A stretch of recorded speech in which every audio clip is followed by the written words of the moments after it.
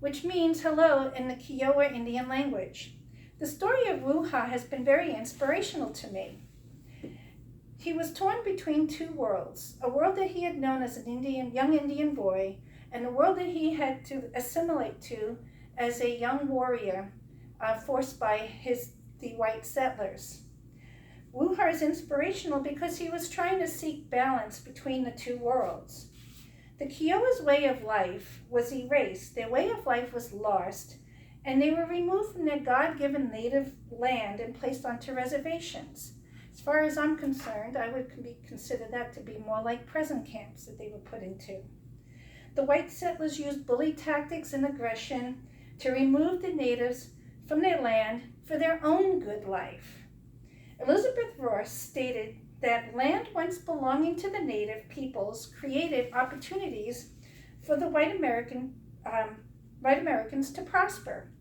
Our fight for the good life required someone else to lose their fight for the good life. In hindsight, why couldn't they coexisted? White settlers who had specific ideology for their good life erased and removed all remnants of the natives' good life. They erased thousands of years of heritage, ancestry, spirituality, and freedoms. I believe that these were our darkest days of history, and they weren't even discussed in our history books. In today's world, we are presented with a similar battle, a culture war against an ideology. We strive to balance between these two worlds. The forced assimilation from one world to another world is considered historical trauma. How would you feel if your freedoms that were your birthright were suddenly removed by force?